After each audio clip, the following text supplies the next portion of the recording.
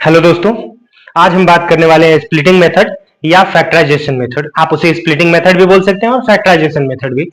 तो हम बात कर लेते हैं उसकी दोस्तों कि किसी भी क्वाड्रेटिक इक्वेशन को हम कैसे सॉल्व करते हैं या उसका फैक्टराइज कैसे करते हैं, उसे स्प्लिट कैसे करते हैं। तो आइए हम समझ लेते हैं। तो एक एग्जाम्पल से स्टार्ट करते हैं दोस्तों। फर्स्ट एग्जाम्पल हम ले लेते हैं एक्स स्क्वायर प्लस 5x+6। सब थोड़ा इजी एग्जांपल से स्टार्ट करते हैं हम। X square plus 5x+6। लेकिन इसको सॉल्व करने से पहले एक छोटा सा पॉइंट हमें समझने की जरूरत है कि हम स्टार्ट कैसे करते हैं इसका।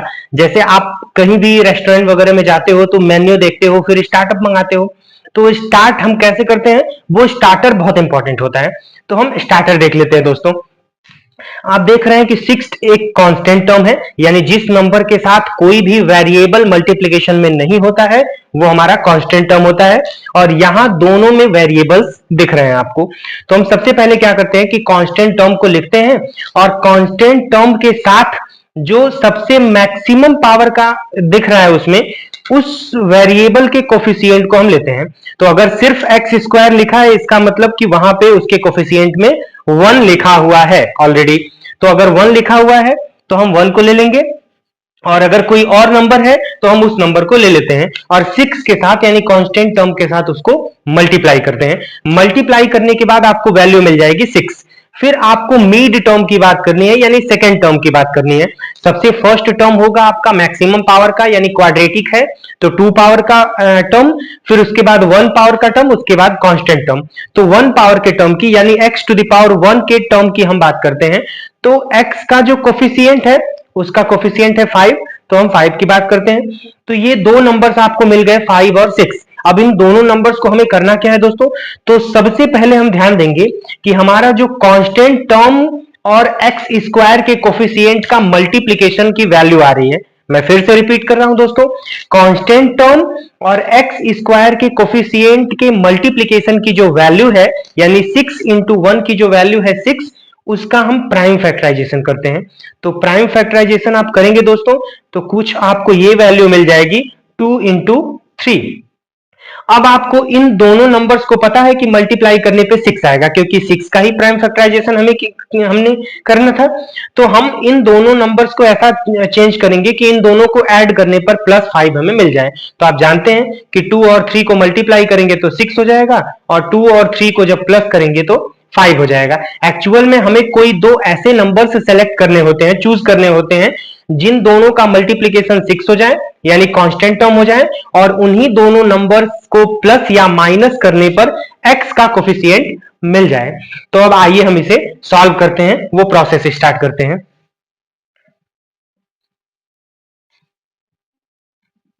तो क्वेश्चन हमारा है दोस्तों एक्स स्क्वायर प्लस 5x+6, और हमें नंबर्स मिल गए 2 एंड 3। तो इसे हम लेफ्ट साइड में या राइट साइड में एक कॉर्नर में लिख लेते हैं। अब हमें करना क्या है दोस्तों कि 5 भी पॉजिटिव है, 6 भी पॉजिटिव है, तो हम बीच टर्म वाले टर्म को यानी मिडल टर्म को स्प्लिट करते हैं। फर्स्ट टर्म को एज इट इज लिखना है आपको, मिडल टर्म को हम 2 और 3 में स्प्लिट कर रहे हैं। तो आप 2x को या 3x को दोनों में से किसी को भी पहले या बाद में लिख सकते हैं, और प्लस लास्ट टर्म यानी कांस्टेंट टर्म को एज इट इज रखना है। अब हम फर्स्ट 2 टर्म्स में से जो भी मैक्सिमम कॉमन आपको मिल जाएगा वो कॉमन लेना है। तो इन दोनों में से मैक्सिमम कॉमन x मिल रहा है, x हमने जैसे ही कॉमन लिया, यहां से x कॉमन लिया तो x बच गया, और प्लस का साइन है तो प्लस हमने लगा दिया, यहां से x कॉमन लिया तो 2 बच गया। अब इन दोनों में से भी यानी लास्ट 2 टर्म्स में से भी आपको कुछ कॉमन लेना है, मैक्सिमम जो कुछ भी कॉमन मिल जाए। तो आप देख रहे हैं कि 6 को हम 2 इंटू 3 लिख सकते हैं, और यहां पे ऑलरेडी 3x लिखा हुआ है यानी कि 3 दोनों में कॉमन दिख रहा है। तो हम +3 कॉमन ले लेंगे दोस्तों, तो हमारे ब्रैकेट में x+2 बच जाएगा।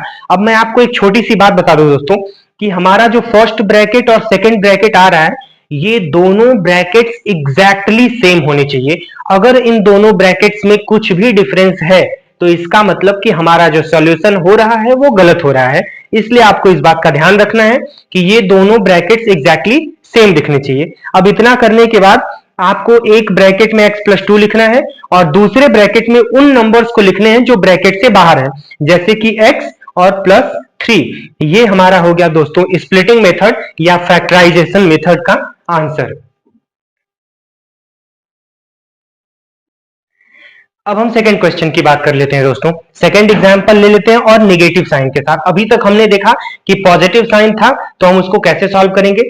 अगर साइन आपका नेगेटिव आ गया तो आप क्या करेंगे और किस वे में उसको सॉल्व करेंगे। तो हम सेकंड एग्जांपल ले लेते हैं, x square minus 9x plus 20। ये हमारा सेकंड एग्जांपल है। सेम वही प्रोसेस रिपीट करना है आपको। कांस्टेंट टर्म को लेना है, उसका मल्टीप्लाई एक्स स्क्वायर के कोफिशिएंट से करना है। तो कोफिशिएंट 1 है, यानी हमारा मल्टीप्लीकेशन आ गया 20। और मिडल टर्म आपको लेना है, विद साइन लेना है। अगर साइन पॉजिटिव है तो पॉजिटिव, और अगर नेगेटिव साइन है तो नेगेटिव। और आपको कांस्टेंट टर्म और एक्स स्क्वायर के कोफिशिएंट को भी साइन के साथ लेना है। अगर साइन पॉजिटिव है तो पॉजिटिव और नेगेटिव है तो नेगेटिव लेना है आपको। अब हम देखेंगे कि हमें कोई दो ऐसे नंबर्स चाहिए जिन दोनों नंबर्स का मल्टीप्लीकेशन 20 होना चाहिए और उन दोनों नंबर्स को प्लस या माइनस करने पर 9 मिलना चाहिए। तो जैसा कि मैंने आपको बताया कि हम 20 का प्राइम फैक्टराइजेशन करते हैं, जो कांस्टेंट टर्म और एक्स स्क्वायर के कोफिशिएंट का मल्टीप्लिकेशन होता है उसका हम प्राइम फैक्टराइजेशन करते हैं।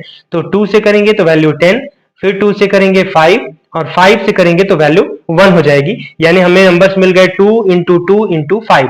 अब ये 3 नंबर्स हैं और हमें इन्हें अरेंज करना है कुछ किसी भी दो नंबर में। हमें सिर्फ दो नंबर चाहिए होते हैं जिनमें हम अरेंज कर सकें। तो हम क्या करते हैं कि स्टेप बाय स्टेप मल्टीप्लाई करके चेक करते हैं। पहले हम 5 को 2 के साथ ले लेते हैं और एक 2 को सिंगल रखते हैं। यानी हमने लिया 2 और 10, तो मल्टीप्लीकेशन में तो 20 मिल जाएंगे, पर 2 और 10 को जब हम प्लस करेंगे तो 12 होगा और माइनस करेंगे तो 8 होगा। यानी कि ये दोनों नंबर पॉसिबल नहीं हो पाएगा। फिर हम चेंज करते हैं थोड़ा और हम क्या करते हैं, 2 और 2 को एक साथ लेते हैं, 5 को सेपरेट रखते हैं। तो जब हम 2 को एक साथ लेंगे तो 4 आएगा और दूसरा नंबर हो जाएगा 5। मल्टीप्लाई करने पे मिल जाएगा 20 और इन दोनों को प्लस करने पर मिल जाएगा 9। यानी कि ये हमें कुछ करेक्ट होता हुआ दिख रहा है। लेकिन यहां पे एक सिचुएशन, एक प्रॉब्लम और है कि साइन आपका नेगेटिव लगा हुआ है और ये दोनों आपके पॉजिटिव नंबर्स दिख रहे हैं, दोनों साइन आपके पॉजिटिव दिख रहे हैं। तो हमें इनके साइन में कुछ डिफरेंसेस करने होंगे। तो मैंने आपको साइन का रूल पढ़ाया है दोस्तों, अगर उसमें कोई भी डाउट है तो आप जाकर देख सकते हैं लास्ट वीडियो में। अब हम यहां पे डिस्कस कर लेते हैं कि इन दोनों का साइन हम कैसे लेंगे। तो मल्टीप्लीकेशन के बाद वैल्यू पॉजिटिव है, प्लस या माइनस करने पर वैल्यू नेगेटिव है। तो अगर आपको क्लियरली पता रहेगा तो आप डायरेक्टली सोच सकते हैं। तो हम क्या करेंगे, 4 को नेगेटिव और 5 को दोनों को नेगेटिव ले लेते हैं। तो जब नेगेटिव लेंगे दोनों को तो मल्टीप्लाई करने के बाद वैल्यू पॉजिटिव हो जाती है। जब हम दो नेगेटिव नंबर्स का मल्टीप्लाई करते हैं या नेगेटिव नंबर्स इवन टाइम्स में होता है तो मल्टीप्लाई करने पर वैल्यू पॉजिटिव मिलती है। और जब दो नेगेटिव नंबर्स को हम प्लस करते हैं तो ओवरऑल हमें एडिशन करना होता है पर वैल्यू हमारी नेगेटिव आती है। इस तरह से हमें दोनों नंबर्स मिल जाएंगे, लेकिन हमें लेना क्या होगा, -4 एंड -5, यानी कि दोनों नंबर्स को हमें नेगेटिव लेना होगा। अब इतना आपको समझ में आ गया दोस्तों। अब हम क्वेश्चन सॉल्व करते हैं। तो हमारे दोनों नंबर्स हमें मिल गए -4 एंड -5। अब हम इन्हें लिख लेते हैं एक साइड में, -4 -5। इन्हें स्प्लिट करते हैं। फर्स्ट टर्म को एक्स स्क्वायर को आपको एज इट इज लिखना है, -9x को स्प्लिट करना है। तो आप इन दोनों में से पहले किसी को भी लिख सकते हैं, -4 को भी और -5 को भी। तो हम पहले -5x को लिख लेते हैं, फिर -4x प्लस 20 यानी लास्ट टर्म को, कांस्टेंट टर्म को एज इट इज रखें। जैसा कि आप जानते हैं दोस्तों कि फर्स्ट टू टर्म्स से हम मैक्सिमम कॉमन लेते हैं। तो यहां से हमने x कॉमन लिया तो हमारी वैल्यू x -5 हो जाएगी। अब इसकी बात करते हैं दोस्तों। जैसा कि मैंने आपको बताया था कि फर्स्ट ब्रैकेट और सेकंड ब्रैकेट हमारा एग्जैक्टली सेम होना चाहिए। तो अगर आपको कॉमन लेने में जरा भी प्रॉब्लम हो रही है तो मैं एक बहुत अच्छा ट्रिक आपको बता रहा हूं, आप उससे किसी भी नंबर को इजीली कॉमन लेकर लिख सकते हैं। तो आपको बताया कि फर्स्ट और सेकंड ब्रैकेट सेम होता है, तो हम सेकेंड ब्रैकेट में भी x -5 हमें मिलना चाहिए। तो इस तरह से सेकेंड ब्रैकेट में हम पहले ही -5 लिख लेते हैं, बीच में थोड़ा सा गैप रख देते हैं। अब यहां पे -4x आपको लिखा हुआ दिख रहा है और हमें ब्रैकेट के अंदर चाहिए +x यानी पॉजिटिव x। तो आप इजीली सोच सकते हैं कि -4x लिखा हुआ है और हमें सिर्फ ब्रैकेट में x चाहिए, इसका मतलब डेफिनेटली हम कॉमन क्या ले रहे हैं, -4। तो हमने यहाँ पे -4 लिख दिया। इस तरह से हमारा कॉमन मिल गया। अब आपको लग रहा होगा दोस्तों कि 5 का कैसे देखेंगे हम, -4 हमने कॉमन लिया और -5 ब्रैकेट में बच रहा है। तो आपको पता है दोस्तों कि -4 को जब हम -5 के साथ मल्टीप्लाई करते हैं तो उसकी वैल्यू +20। इस तरह से दोस्तों दोनों ब्रैकेट्स में हमारे नंबर्स x -5 मिल जाएंगे। अगर आपको कॉमन लेने में इजी जा रहा है तो आप डायरेक्टली कॉमन ले सकते हैं। और अगर आपको कॉमन लेने में जरा भी डिफिकल्टी हो रही है तो आप ये प्रोसेस को यूज कर सकते हैं कि अगर यहाँ पे -4x दिख रहा है और आपको ब्रैकेट में x चाहिए तो आप -4 कॉमन ले रहे हैं। इस तरह से हमारा दोनों ब्रैकेट करेक्ट मिल जाएगा, x -5, और सेकेंड ब्रैकेट में हम उन नंबर्स को लिखते हैं जो कि ब्रैकेट से बाहर है। जैसे x को हमने फर्स्ट लिखा, फिर -4 को लिख दिया, ये हमारा सेकेंड ब्रैकेट हो गया, और इन दोनों को हमने एक ब्रैकेट में फर्स्ट ब्रैकेट में लिख दिया। इस तरह से वैल्यू x -5 और x -4 स्प्लिटिंग मेथड के बाद हमें मिल गई। अब आप सभी को पता है दोस्तों, ये ज्यादातर इंपॉर्टेंट जो लाइन में आगे बताने जा रहा हूं वो ज्यादातर 10th के लिए इंपॉर्टेंट है और 9th के लिए भी थोड़ा बहुत, कि कोई भी इक्वेशन जीरो के इक्वल होता है। कभी कभी हमें इस पर्टिकुलर क्वाड्रेटिक इक्वेशन के जीरोस पूछता है कि जीरोस उसके कैसे निकलते हैं। तो आप अगर डायरेक्टली इन्हें लिखना चाहें तो इनके जीरोस 4 और 5 लिख सकते हैं। मैं आपको समझा देता हूं कि एक्चुअली वो जीरोस को हम कैसे लिखते हैं। तो आप देख रहे हैं कि x -5 and x -4 is equal to 0 लिखा हुआ है। तो अगर हम x -4 को राइट साइड में ट्रांसफर करें तो हमारी वैल्यू 0 अपॉन x -4 मिल जाएगी।